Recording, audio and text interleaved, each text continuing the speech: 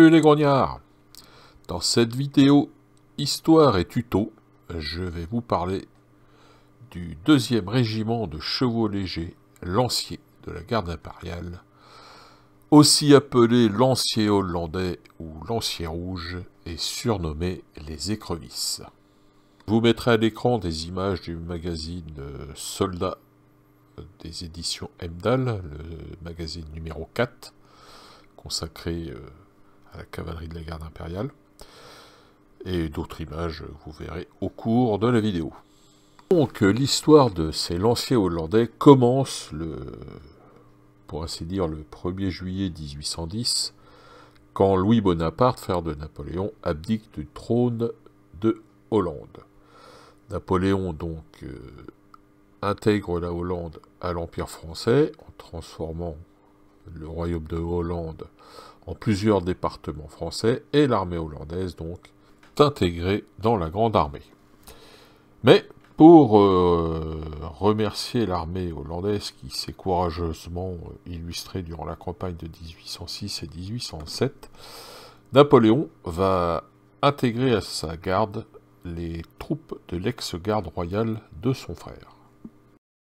Donc, création officielle de ce 2e régiment de lanciers le 13 septembre 1810, par décret, donc avec l'article 3, le régiment des hussards de la garde hollandaise prendra le nom de 2e régiment de chevaux légers lanciers de notre garde. Il sera armé de lances et sera composé de 8 compagnies. Article 8. L'habillement restera le même, hormis que les boutons seront remplacés par les boutons de notre garde et que les brandebourgs seront supprimés. Article 9. Il sera donné des aigles à cette nouvelle partie de notre garde.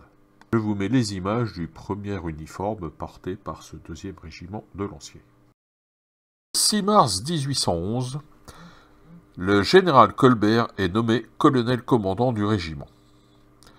Alors lui estime que les chevaux légers lanciers du 2e régiment doivent porter un uniforme semblable à celui des Polonais du 1er régiment. Donc un nouveau décret est fixé. Article 1. Le 2e régiment de chevaux légers lanciers de notre garde aura la même coupe d'habit et la même coiffure que le 1er régiment. Il conservera la couleur écarlate pour le fond de l'habit, avec boutons et distinctions jaunes. La couleur distinctive pour les revers collés et parements sera bleu de ciel. Donc Napoléon donne son aval pour ce nouvel uniforme, et donc ils défileront pour la première fois la parade le 15 août 1811 pour l'anniversaire de l'empereur. Donc je vais revenir sur le général du régiment. Le général Édouard Colbert, de son vrai nom Pierre-David Édouard de Colbert Charbanais. Il est le frère de 2 autres grands cavaliers de la Grande Armée, Alphonse et Auguste Colbert. Auguste, lui, d'ailleurs, sera tué, malheureusement, en Espagne en 1809. Édouard commence sa carrière militaire en 1793, où il fait partie de l'armée du Rhin, comme cavalier au 11e régiment de hussards. Il finira même sous-lieutenant de ce régiment. Donc après 3 ans de service à l'armée du Rhin et en Vendée, il est démis de ses fonctions par le général Hoche en 1796. Donc il quitte ainsi le 7e régiment de hussards où il était officier. Donc il devient commissaire de guerre à l'armée d'Orient. Il reprend du service dans l'armée et est nommé capitaine au 3e régiment de dragons, puis aide de camp du général Dumas.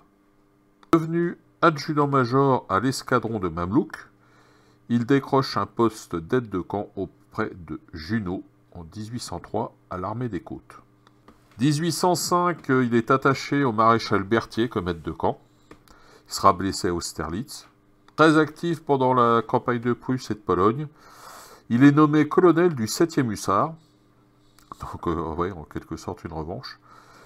Et en 1807, donc, il rejoint la célèbre brigade infernale du général Lassalle, composée du 5e et du 7e hussard, comme chacun le sait. Que fait chevalier de la Légion d'honneur en 1808, il est fait baron d'Empire en 1809, promu général de brigade en mars 1809. Sous les ordres d'Oudinot arabe, il charge et culbute les hussards de Hoth, taille en pièces plusieurs escadrons hongrois avant de sauver le 9e hussard. Donc il est rattaché en 1811 à la garde impériale. Donc, il va mettre sur pied donc, le 2e régiment de chevaux légers lanciers.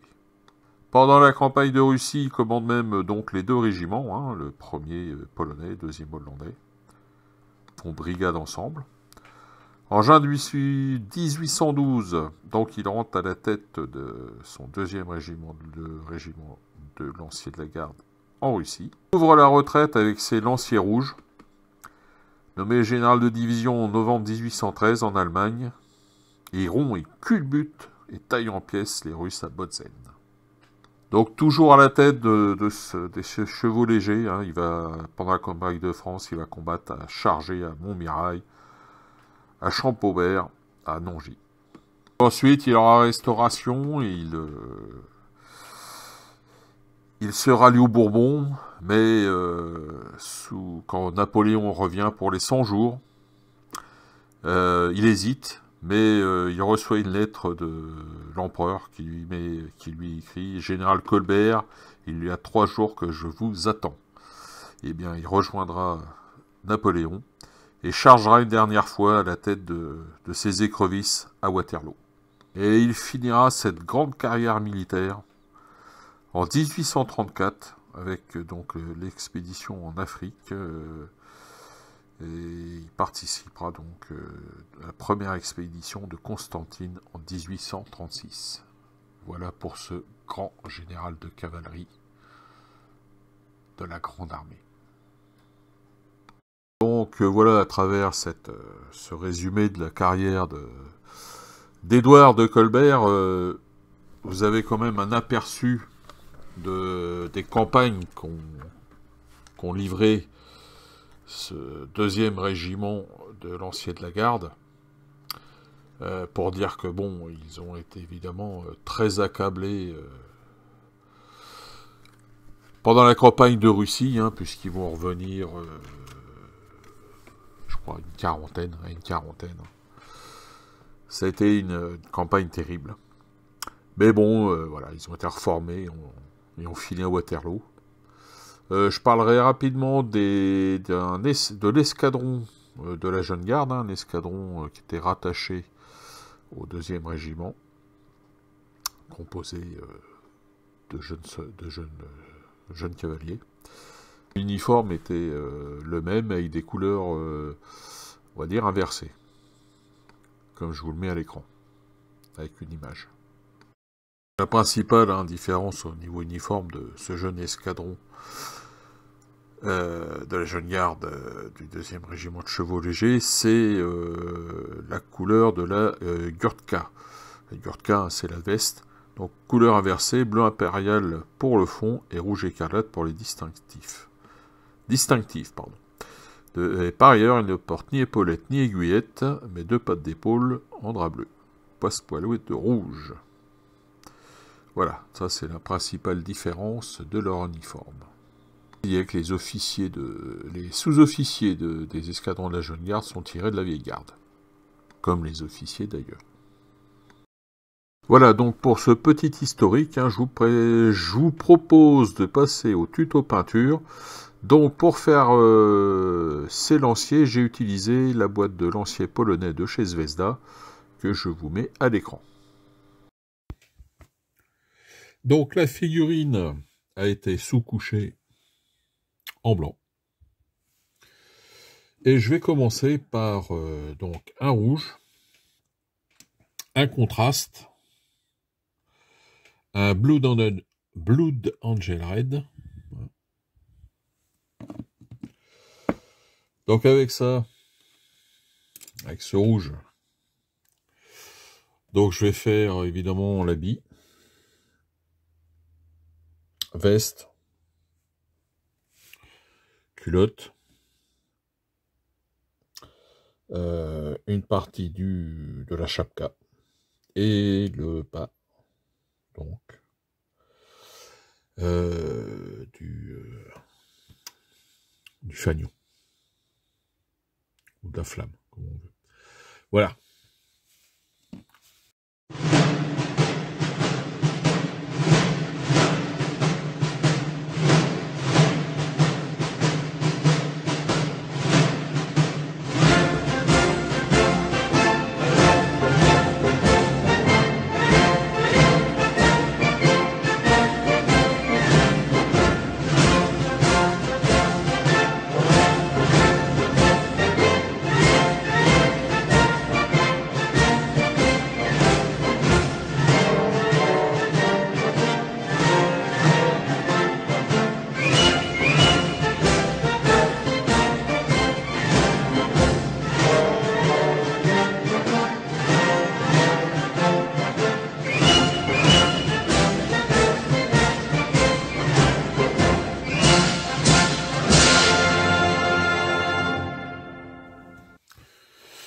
Ok, voilà pour la partie rouge.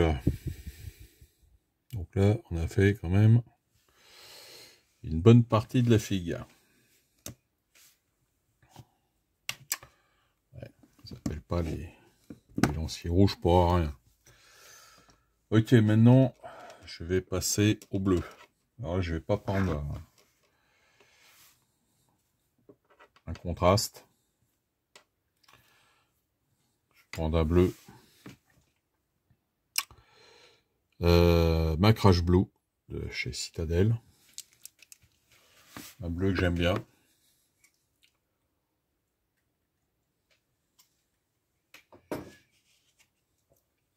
Donc avec, on va faire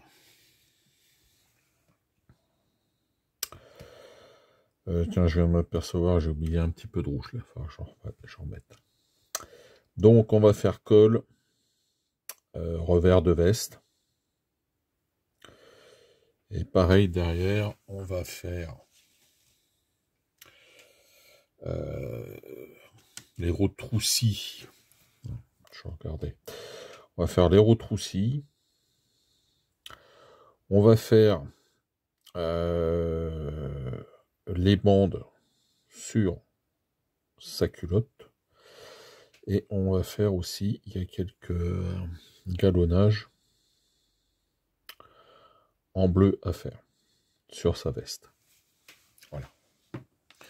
Donc là, il y a un peu de boulot à faire.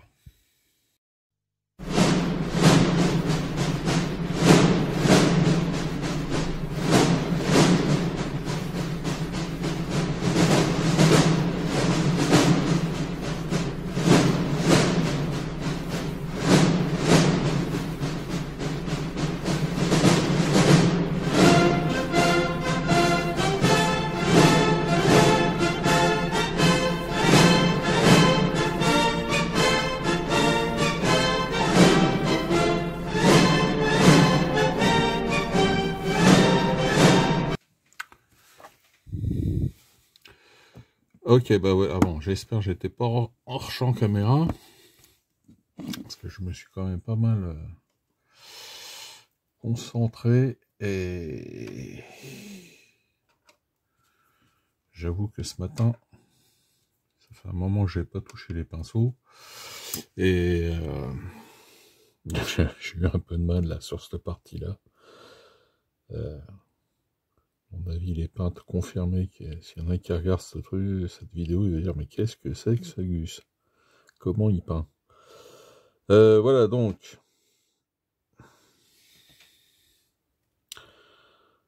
Le bleu. Affaire réglée. Alors ensuite, on va passer à une des aussi principales couleurs de cette figurine, c'est le jaune. Avec, je vais prendre en base Everland Sunset pour évidemment ensuite avoir un éclaircissement dessus. Parce que bon, là on est sur un vert moutarde, hein. Il faudra un peu l'éclaircir, évidemment. Allez, c'est parti.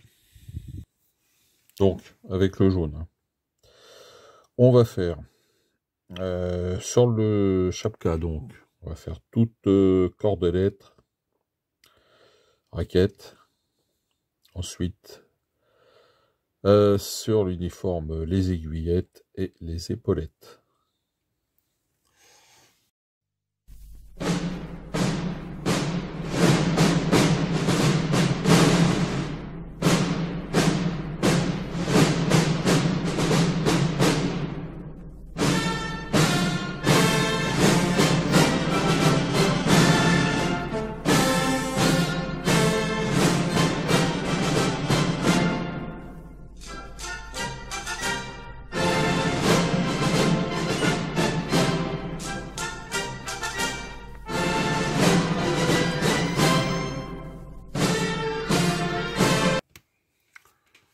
Voilà donc pour la base de jaune.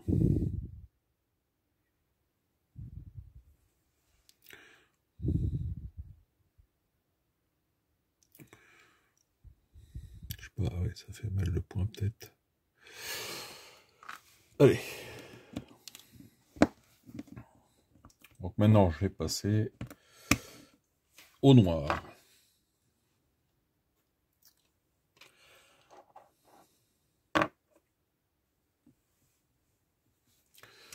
Donc un contraste Black Templar.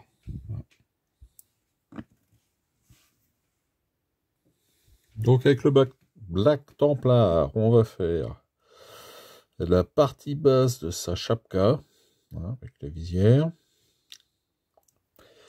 On va faire, je vais en mettre un peu sur la poignée de son sabre, obligatoire, mais et puis évidemment sur ses bottes et sa cartouchière.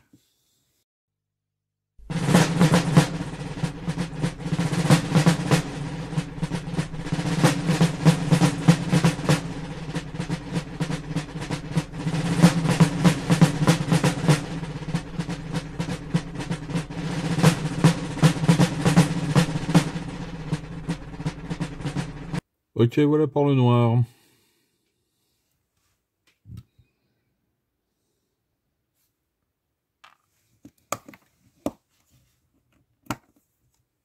Alors,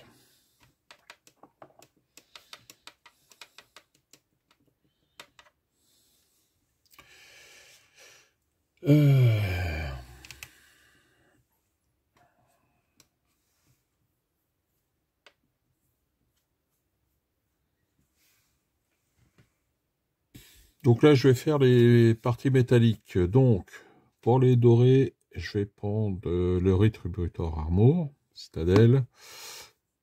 Et pour Color Metal, l'Iron and Steel, pareil, Citadel. Alors, avec le doré, je vais faire donc toute la partie sabre.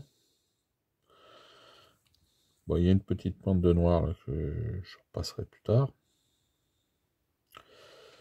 Oui, donc je disais sabre et quelques l'aigle sur sa cartouchière. Il a quelques boucles. Puis petite boucle de gong. Les boutons, je les ferai plus tard. Ah oui, puis j'ai oublié, bien sûr, le doré sur la plaque jugulaire sur le chapka.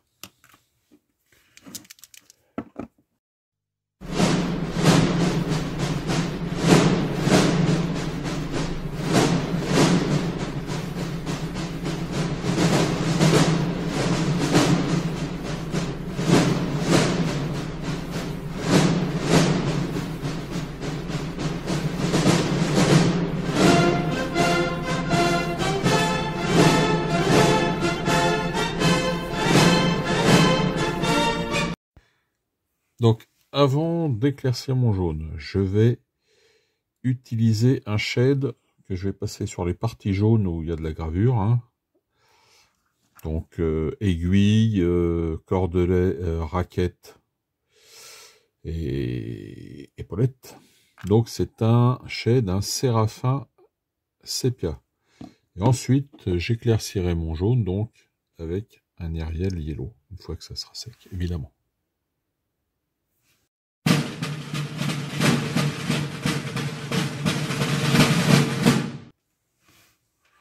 Voilà, donc je vais passer mon lavis et on va attendre que ça sèche gentiment. Alors, pendant que mon lavis sèche, je vais faire la lance hein, avec un contraste Willwood.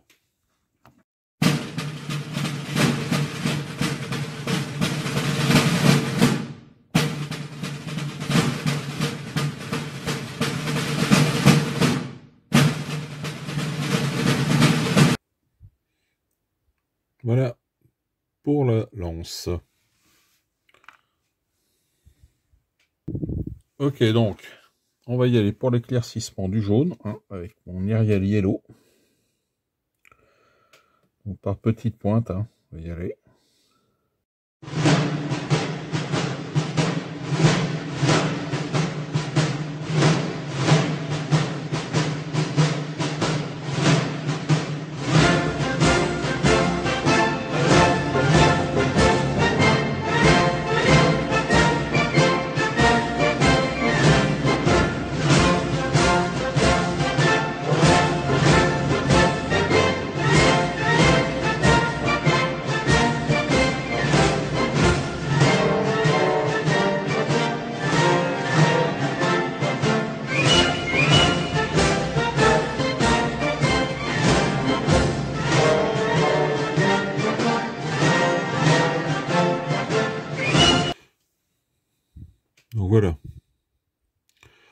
pour l'éclaircissement du jaune.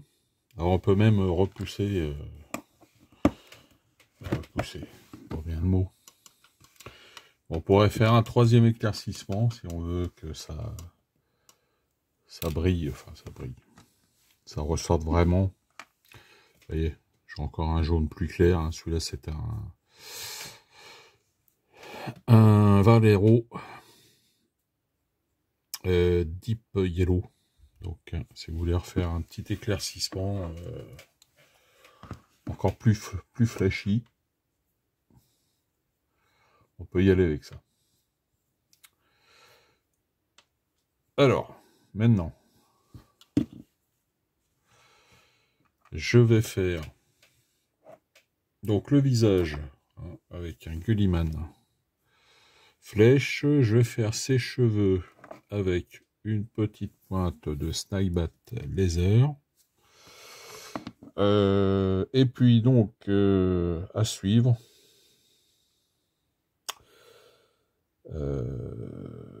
donc ça, je vais faire ça hors champ caméra, hein, tout ça, donc ça. J'avais, ouais, une petite... est-ce qu'on la voit? Ouais, je vais... Alors, c'est difficile de l'avoir avec la gravure, mais normalement, vous avez un porte-baïonnette, que normalement, les lanciers... deuxième lancier n'avait pas. Bon, comme elle est un peu noyée dans la gravure, là, je vais pas la faire. Je vous montrerai à la fin sur une autre figurine. Donc après, je vais faire Mélavie. Hein. Donc,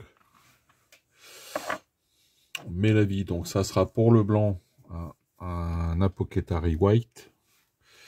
Et pour les parties métalliques, un Null Wall. Voilà. Donc tout ça, je fais ça hors champ. Et je vous montre après. Alors voilà, donc... Alors, le lavis est encore un peu frais, hein, ça se voit sur le blanc. Mais voilà, donc ce que ça donne au final. Et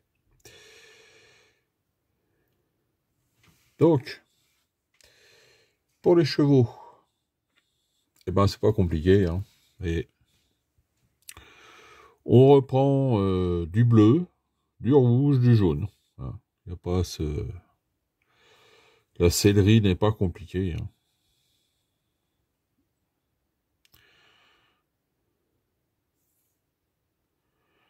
Donc là, pareil, sur le jaune, un lavis, sépia, éclaircissement ensuite. Voilà, c'est pas compliqué. Voilà donc. L'autre que j'avais fini. Vous voyez. Voilà ce que ça donne au final. Pour la table de jeu, ça ira bien. Voilà les grognards. Donc bah, sur celui-là, je vais refaire un petit éclairci de blanc sur les arêtes du fanion. Ce sera pas mal. Voilà les grognards, donc. Fin de cette vidéo. Hein. On va voir que même si ils n'étaient pas aussi costauds que leurs homologues polonais, ça a quand même de la gueule sur une table de jeu. Voilà. Allez les grognards, on se retrouve bientôt pour une nouvelle vidéo. D'ici là, portez-vous bien. Bon jeu, bonne peinture à tous. Et plus que jamais, vive l'empereur.